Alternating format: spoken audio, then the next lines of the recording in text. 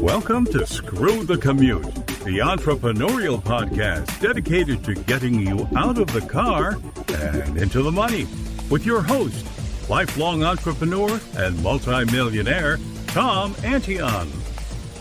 Hey everybody, it's Tom here with episode 394 of Screw the Commute podcast. We're going to talk about getting the domain name you want. And if you think you know how to buy a domain name, you got to listen to this episode. There's so many tricks and tips about this. There's so many bad things that can happen to you and even make you look foolish if you do the wrong thing. So listen up. I'm going to tell you all the things you need to know to buy a great domain name for yourself. All right, hope you didn't miss episode 393. That was Deidre Shen. Wow, she grew 5 businesses to 7 figures, and she now coaches online business owners on her secret sauce of using buyer psychology to make their offerings irresistibly contagious to their customers. Now, how would you like to hear your own voice here on Screw the Commute? Well, if the show has helped you at all in your business or given you ideas to help you start a business, we want to hear about it. Visit screwthecommute.com and look for a little blue sidebar that says send a voicemail. Click on it. Talk into your phone or computer and tell me how the show's helped you, and also put your website on there so you can get a big shout out on a future episode of Screw the Commute. All right, make sure you grab a copy of our automation ebook. It's at screwthecommute.com/automate free. We sell this book for $27, but it's yours free for listening to the show, and it has helped me. It stopped me from getting carpal tunnel syndrome with all the keystrokes it saved me, and it helps me take care of customers and prospects lightning fast and knocks my workload down tremendously. So grab your copy at screwthecommute.com/automate free, and then while you're over there, get a copy of our podcast app at screwthecommute.com/app. That's APP. You can put it on your cell phone and tablet and take us with you on the road. All right, check out my school. It's the only licensed dedicated internet marketing school in the country, probably the world, certified to operate by SHEV, the State Council on Higher Education in Virginia. Do yourself and your kids a favor by getting them an education that gives them skills that are in super high demand. Every business on earth needs email marketing and chatbots and blogs and everything else that goes along with this, shopping carts and product production and all these things that every business needs. We teach it in the school, and you're not going to go 4 years and learn how to protest and then get out and compete for jobs at Starbucks. So check it out at imtcva.org. And a little bit later, I'll tell you how you can get a full scholarship to the school if you are in my mentor program, which you can either gift it to a person that means something to you or use it yourself for extra training. All right, let's get to the main event. We're going to talk about getting a domain name you want, or even better, a domain name that makes sense and works for you instead of being weird or promoting others accidentally and even making you a laughing stock. And, and I'm laughing, but I'm not kidding. You'll see a little later how people got domain names that just made them look really stupid. Now, let me mention a little terminology here and give you a few warnings. Now, where you purchase, and actually, you're actually leasing the domain name for a period of time. But anyway, where you choose and pay for your domain name is called a registrar. And the company may be other things too, like they might be a hosting company and a registrar, kind of like the well-known GoDaddy. And speaking of GoDaddy, they are master upsellers. Don't get sucked into buying all the doodads and bells and whistles the registrars will try to sell you. It's like you buy a $2 domain name off of GoDaddy, and by the time you check out, your bill's like $400. All right. So yeah, I'm exaggerating, but hopefully you get the idea. Don't let them sell you a bunch of extra stuff.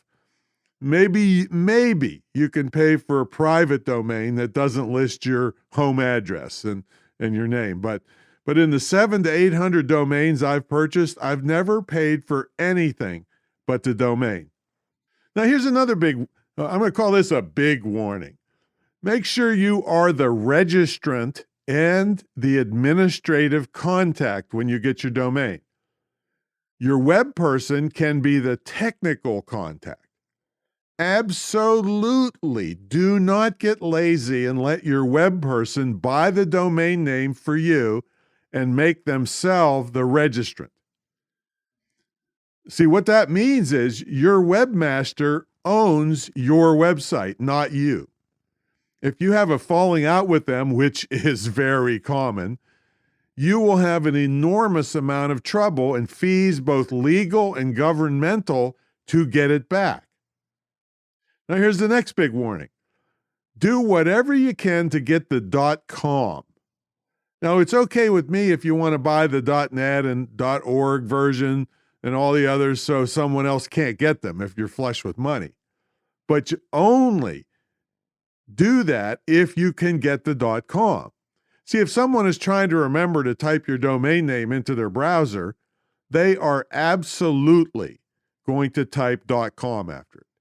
If you are .org or .net or some other of the myriad domain names they got, and they're coming up with all the time, part of your traffic is going to go to the person who has the .com. It's just as simple as that. Also, you could get in legal trouble. You know, people can sue anybody for anything nowadays, and the owner of the original .com might say something like, well, you're trying to infringe on their brand name by registering a similar domain name. And if they have a big team of lawyers, well, let me quote from the name of this podcast, okay? You're pretty much screwed. Even if you could win the lawsuits, your legal fees are probably going to be staggering. You're probably better off either trying to get an original .com domain name or switching to a different name entirely so that you can get the .com.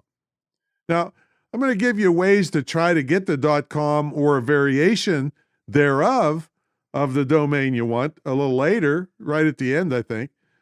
And that's if the main one you want is not available in the .com. Now, how would you like another big warning? Okay. You see, you thought that buying domains was easy, right? Absolutely do not check a domain name at a registrar if you aren't ready to purchase it immediately. I'm really serious about this. There's a fraudulent activity called domain name front running, where insiders at the registrar grab the domain name and try to sell it back to you for a big profit. And in the show notes, I've put the Wikipedia link to this bad fraudulent activity, so you can read about it if you want. All right, here's another warning. You can buy previously owned domains from the owners or brokers of domains, or even often owners selling on eBay or places like flippa.com. Now, I've also included a bunch of other places that buy and sell domain names in the show notes. Flippa, Cedo, Namecheap, and a bunch of others. You have to be extremely careful when using these sites because the old owners may have done so many bad or black hat things with the domain that they got it banned from Google. And probably if it's banned from Google, it's banned from all the search engines. A domain like this would not be worth as much to purchase. I mean, people could still go directly to it if you sent them there, but you would never get any free traffic from the search engines. So how do you tell if a domain is banned? Well, I can't possibly tell you better than Matt Cutts from Google. I'm not sure he's still there, but he made a great video on it. If you're going to buy a used domain, in the show notes will be a link to the video of all the tips you need to know to see if your site was banned before you buy it. Chances are, if it's banned, you probably just don't want to buy it. Now, before you bother with all the things the Google guy is going to tell you to do in that video, the simplest thing is just to check to see if the name you're thinking of is being used and has current content on it. If it's up online and being used with a current copyright date and current blog postings and looks like it's being used regularly, it's pretty much not available unless the owner wants to sell it. Now, you would have to contact the owner directly to ask if they'd be willing to sell and for how much. And hey, I mean, maybe you could get lucky. I have before, but I mean, maybe they want to retire or they're just sick of running the site. So it's worth giving it a shot if you really want it. Now, if there is nothing at the site, that doesn't mean it's available. It may just not be developed yet, or as in my case, I mean, I've bought up lots of domains just so someone else couldn't have them. I don't plan on developing them, but I just don't want you developing them. Okay? Now, once you've figured out that the domain isn't being used, you have to find out who owns the domain. The easiest way to do this is by using a whois lookup. I happen to use a site called whois.sc, but there are many of them out there. Just look at whois lookups, and that's you'll find a bunch of them.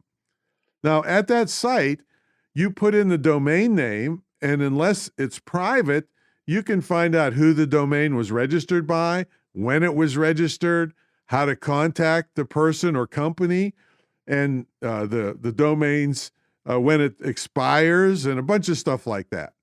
Now, if it's private, you can email your request to the broker or privacy company listed, but don't hold your breath for a quick response, or you could get a quick response with a super high purchase price. All right, so let's say you do find a domain name someone that's not a registrar is willing to sell you. My warning here is to use a reputable escrow service like escrow.com. See, an escrow service protects both the buyer and the seller by holding the money until both parties are satisfied with the deal and the deal is all done. Everybody's happy. I would be very, very, very reluctant to use an escrow service the seller recommends, because the scam is the seller owns the fake escrow service, all right? You pay them the money thinking it's safe, and they take the money and they don't deliver the domain to you. All right. Now, this next warning is kind of funny, but it's funny for us, but it's not necessarily for the website owners. But here's the thing. Make sure your domain doesn't spell out something weird. Now, I'm going to put in the show notes the link to a place called boardpanda.com and the worst domain names. All right, but I'm going to give you some. Some of them are a little racy here, folks, not really explicit, but it's something you really need to pay attention to when you pick a domain name to make sure it doesn't read a different way when people look at it. So I'll give you some examples here. I can't help but laugh my way through it. So therapist in a box turns out to look like the rapist in a box. And there's also one therapist finder, which is therapistfinder.com. Okay, so crazy. Now, this next one is a travel site for penisland.net. And it reads penisland.net when you look at it. Now, this next one, this guy I've known for a long time, and he kind of got mad at me. He came up to me at an event, and he said, "Hey, Tom, what do you think about all this stuff I developed here?" And I started laughing because I thought he was kidding me. But the guy is into intellectual property and how you can make money licensing it to companies, and all great information, right? But I start laughing when he shows me his paperwork. He says he got the domain, and it stands for intellectual property money, but it says IP money. I don't know if he scrapped it or if he went through with it, but he wasn't very happy with me for pointing that out, because I couldn't help but laugh uncontrollably at that one. IP money. Here's another one. expertsexchange.com. That seems like a good place to go to find experts, right? Well, if you look at it, it says expertsexchange.com. Another one is an artistic site. It's speedofart.com, and it reads speedofart.com. I'm having a good time here, folks. This other site was for the North of Boston Jewish Singles.org. and the website is abbreviated nobjs.org. Another one was Choose Spain. It was another travel site, but it looks like choosespain.com. And the last one is Web One, which I don't know if it was a bank or what the heck, but when you look at it, it looks like webone.com.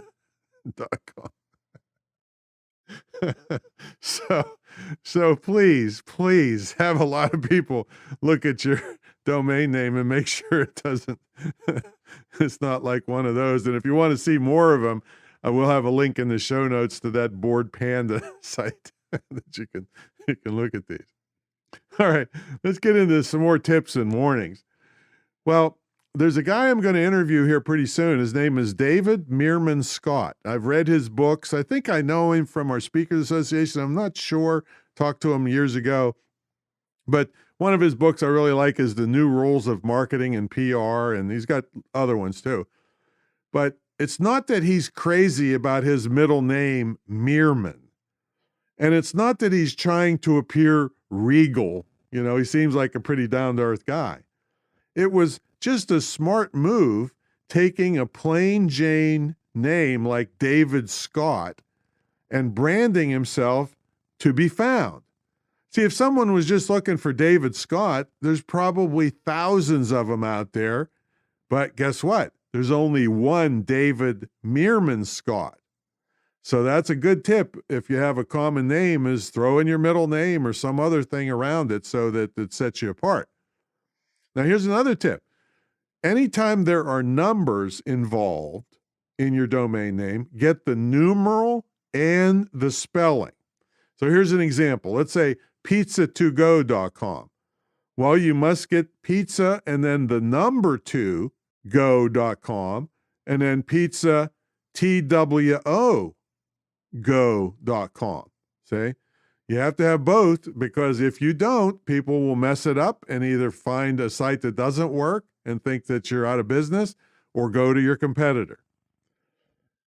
Now, if you got any kind of like the word doctor, you know, some of the people, I remember the telephone doctor and the sales doctor, but let's say you got the sales doctor. Well, you must get sales DR and sales DOCTOR. You buy both of them and you have one point to the other. I'll talk about pointing later. Now, sometimes you combine things. Let's say blinds for you. Well, you need to get several versions. So blinds and then the number 4 and then YOU, and then blinds, the number 4 and the letter U by itself. And then you got to keep going. See, when you got a double whammy here, and then blinds, FOURYOU, blinds for you, and blinds, FOUR, and then the letter U. And I think with today's society, why people can't spell, I would get FORE, also, and throw it into the mix. And anytime you get cute, like that, you can hurt yourself. So, and just think of the mess this blinds place would be in if they used a Z at the end of blinds instead of an S. All right. You'd have to do all of them all again. So you'd end up with, 12 domains instead of one. Now, we use what is called the radio or podcast test. Would someone hearing your domain name on the radio or on a podcast instantly and without extra explanation be able to write down or type in your domain name? If they have to ask about it, or if you always have to give an extra explanation, it could be a bad domain name. Think twice about it. If people just have to click on it, then it doesn't matter much. But if they're going to hear it and remember it and type it in correctly to find you, it better be easy. Now, another thing you're going to want to do is to make sure you can get all the social media handles matching what you're doing. I still went with screwthecommute.com for this podcast, but I couldn't get for Facebook Screw the Commute. So I had to do 0 commutes because Screw the Commute wasn't available. I'm really surprised whoever has that Facebook page didn't grab the .com website and everything else like I did. Another big no-no that we used to use all the time is hyphens. Did you know I had domain names in the early days that had multiple hyphens? Remember, I've been around a long time. Sometimes there were 3 or 5 hyphens to be able to stuff keywords into the domain name, all right? And by the way, keywords in the domain name are not that effective anymore from Google's standpoint, from search engine standpoint, but they are from the potential customer's standpoint. So if you were looking to buy a new dining room table and you saw the following domain names, which would you click on? Joe's Furniture or diningroomtablesdirect.com. All right, so that was exactly what you were looking for. So keywords in the domain name are good for potential customers to get them to click. Now, anytime you have hard spellings, buy the common misspellings of the domain name and point it to the proper domain.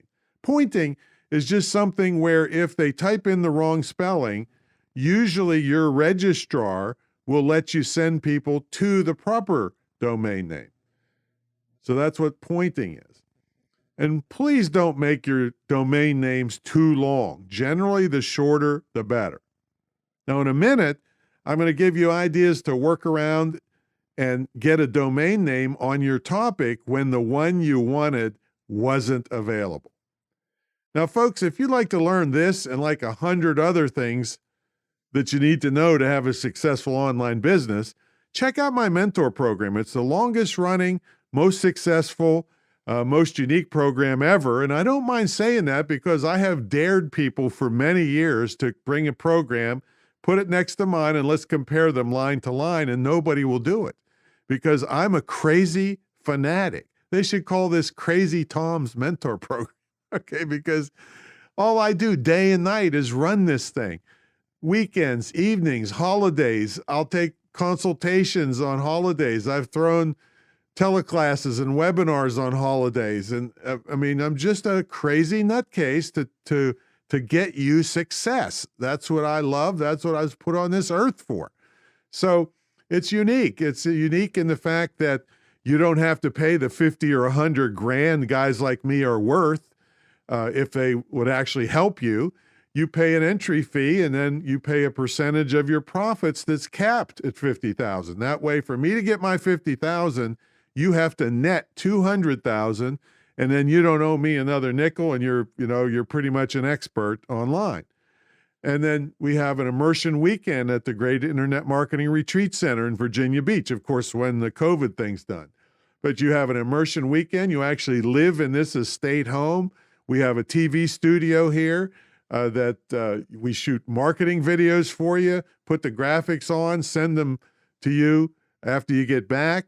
Those things cost thousands and thousands of dollars to get a studio and have all this stuff done. It's just part of the deal with me. Also, everything is one-on-one except your visit to the retreat center. Because, and even that is average of 5 people here. So you get lots of personal attention, but the rest of the program, you have a year access to us where we take over your screen one-on-one. I don't like group stuff because in group stuff, if I'm talking to advanced people, the beginners are lost. And if I'm talking to beginners, the advanced people are bored. That's not efficient. There's no way for me to get both of you to your money goals. So it's one-on-one with me and everybody that works here. We have subject matter experts that'll help you with all the stuff necessary. So it's very, very unique. I don't mind saying that. And you get a scholarship to my school, which you can either use yourself for extra training or gift to someone. And we've had students in there making money, side hustles just a couple months into the school. The biggest one I know of is girls making $6,000 a month after only 4 months in the school. So very, very powerful program. You've got sometimes it's good to deal with crazy fanatic people, and I'm one of them. So especially when they're on your side fighting for you. So anyway, that's at greatinternetmarketingtraining.com, greatinternetmarketingtraining.com. Check it out and get in touch with me, and we will talk about your future and your loved one's future online. All right, let's get back to the main event. There's one more tip I want to give you about getting a domain name when the one you wanted was not available. There's always some kind of workaround. So I'm going to give you a couple examples here. Let's say you wanted usedtoys.com and you couldn't get it. Well, how about tomsusedtoys.com? Put your name in there. What about usedtoyscheap.com? How about coolusedtoys.com? See, there's always something. Or greatusedtoys.com. What if you wanted holistictips.com? Well, how about greatholistictips.com or holistichealthtips.com or naturalholistictips.com? See, you can usually add your name or some kind of additional word either before or after, or even before and after the name you wanted. Just don't give up the .com and make sure you can get the social media to match. All right, so hope you see there's a lot more to buying a domain name than just slopping down a few bucks or a lot of bucks at GoDaddy. See, so take these tips to heart. Check the show notes to see some of those funny domain names out there, and you can get yourself a great domain name that really serves your purpose and doesn't make you look like an idiot. Okay. All right, that's it, folks. We'll catch you all on the next episode. See you later.